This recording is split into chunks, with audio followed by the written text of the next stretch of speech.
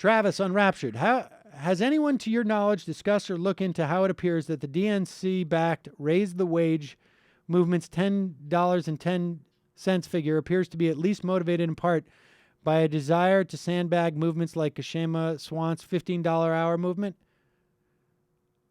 I haven't seen anything about that, but I mean that's you could make the same argument. I mean, I have no doubt that a $15 an hour movement for a minimum wage promotes the development of a $10.10 an hour movement. I mean,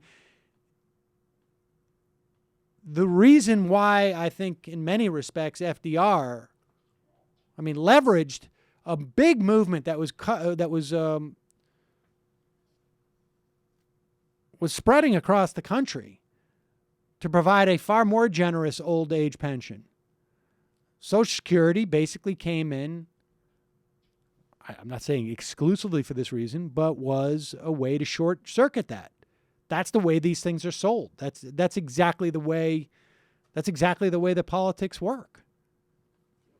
So I haven't seen anything, but that wouldn't surprise me. I don't know that there is a real national concern about specifically Kashima Sawant's movement.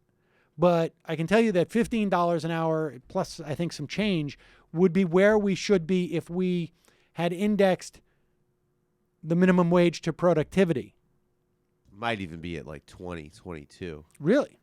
That was I've seen Elizabeth 15. Warren said something to Okay. that effect a couple weeks ago, but I'll check that out. But that's also the way you negotiate.